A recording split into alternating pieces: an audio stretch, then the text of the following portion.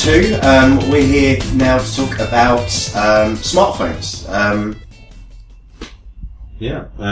With the what's it called? The Barcelona's exhibition with all the new phones. All the companies have been releasing their flagship phones. Like the HTC and the Samsung's coming out with the S6 and the HTC M9. So, as always, they look pretty awesome at first view, but are they any better than the other phones? Yeah, I think it's interesting. I think Samsung, obviously, they're listening to people on one side. So the fact they're getting rid of the plastic casing and moving towards a metal, polished, kind of more premium products. I mean, that's the one thing that people always say about Apple stuff, is always designed perfectly and built perfectly, apart from the fact it bends. So they're kind of listening around that, so it's a more premium feel to it, but then they're kind of going down the Apple route of removing the incremental storage, the fact that you can plug in a micro SD card. I think everyone's going, well, hang on a sec, that's one of the best things, is you can upgrade your storage, or you can move things around from phone to phone. And the fact that they're now doing multiple versions, right? And that was always an Apple thing. So you have a 4 and then a 4S, and now you've got a 6 and a 6 Plus, and now you're getting an S6 and an S6 Edge. And it's kind of like two premium products. Is the market there for two premium products? I don't know. From the same flagship company. Yeah. Well, the thing is like, that's what I like about the HTC. There was the M8, now there's the M9. So you do feel that, they can devote time to make one good product, etc., and just get it out. But look at when I bought my Sony Z2, I got it pre-launch and everything, so I got it on, day one.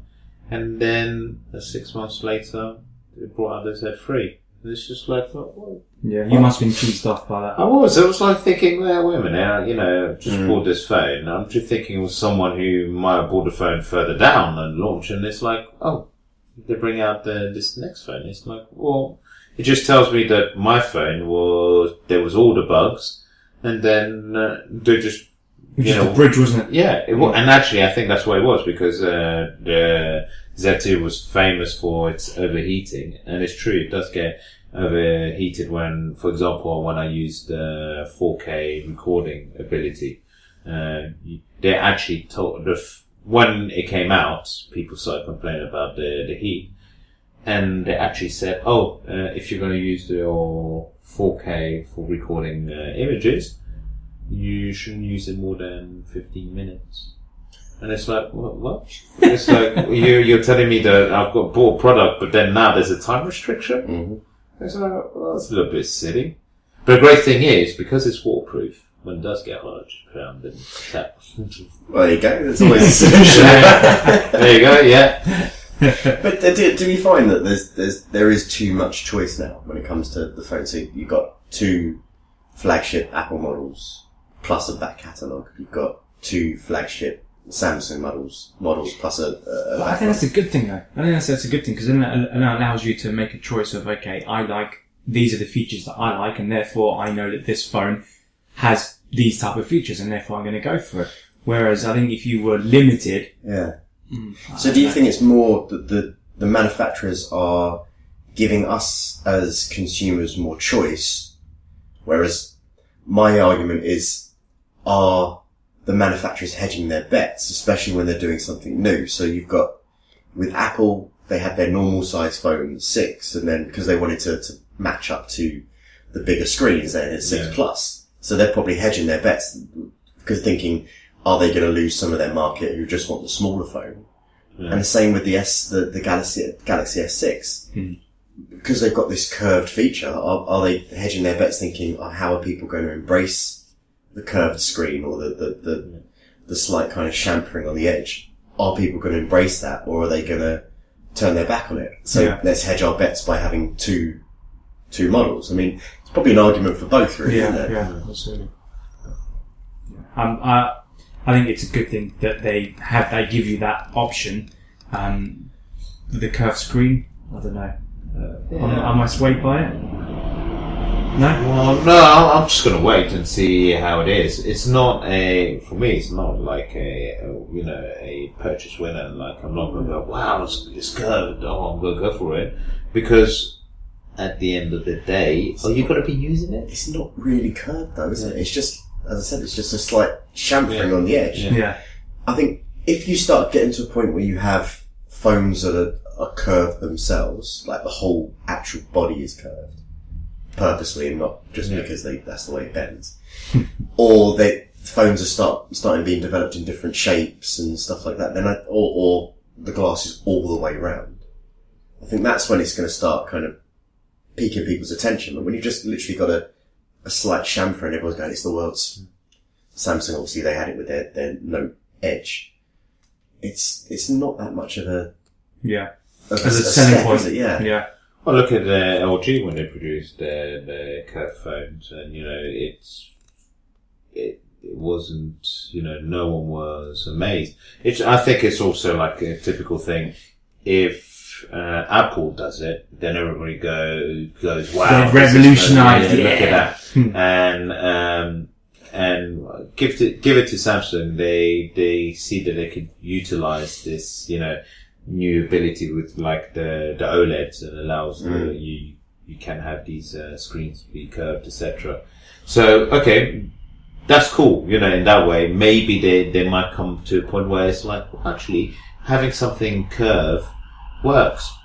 Maybe it's the next step where the whole surrounding of the phone is the screen as well, and you can actually touch it. It's like there's no buttons anymore, like the power button and everything. It'd be just the screen. Yeah. It might even go 360, so you got your phone and then you turn around and you got another screen on the back. It's patent that, and I'm pretty sure someone's already done that. Yeah. But the whole idea that I think what's going on now is that these companies have a lot of material to play with, technology to play, and they say how we can utilize it, and get people to utilize it and want it. Because I think you had that with, I think it was LG, and they were showcasing some of their what they can do now with OLED screens, and they said you can actually cut them out and have them different shapes, and you don't actually have to have a border to it, an edge to it, and they can make all these things. And someone from, I think it was BBC, said, so what is the use for these kind of screens? And the guy that was presenting it kind of went, and he stuttered, and he couldn't figure out, he didn't know what to say, and the only demonstration they had was a car's, I can't think of it, dashboard. So you've got the kind of speedometer and the fuel gauge and that, and all of that was part of the screen, so you don't have to have the mechanical gauges anymore. And I thought, that's cool, but what else? Yeah. What else? They thought of one idea and they kind of went for that, but have they looked at the full implications? I'm pretty sure there's loads more, but I just couldn't think about. Just going on a tangent for a second, what you said about Apple, if Apple did it, etc., everyone's going to go crazy for it. With the new smartwatch coming out, because once when they released their MP3 player, everyone went crazy. Tablets, when everyone went crazy. Mobile phone, everyone went crazy. Do you think the smartwatch can do the same thing? Yes, I think I it don't. will. Oh, here we go. You go first. Okay, no, I think it will, because they already created an interest. There's been smartwatches out there already, and the Pebble, and now Pebble releasing a new range of watches, which actually, when I looked at it, looks pretty cool. But with the iWatch, what I believe is that there is this sense of people will get it just to say, I'm part of the Apple, brotherhood, and I'm gonna get the phone, I'm gonna go to the watch, and I'm gonna get it on launch date, and I'm gonna line up like a pleb. And I used to do that. That's what I was looking at. Yeah. But now, what I really do believe is that there are a lot of people, when they hear smartwatch, they don't know, but then when Apple does it, then they're already used to the Apple product. Yeah, I think I get that. I think my argument was that the points that Henok made are key, that they came at times where no one had done it right. So, talking about the MP3 player, Yeah. no one had really done it right. And when the iPod came along, it revolutionized Yeah. it. The tablet, the iPad, revolutionized tablets. They, in terms of the touch screen. Yeah. Exactly the same with the smartphone. No one had been able to Yeah. do it properly until the first iPhone. I think the Apple Watch, they've missed the boat.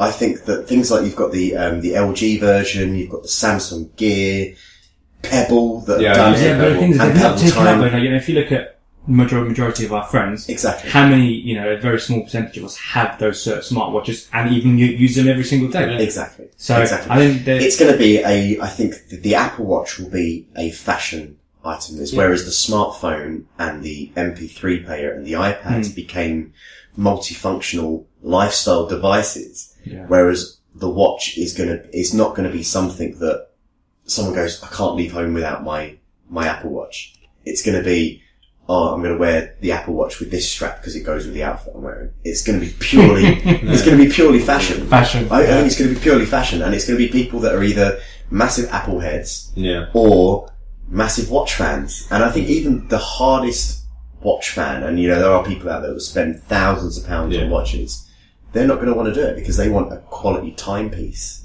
Well, that's true. I mean, with watches, and you do feel quality, etc.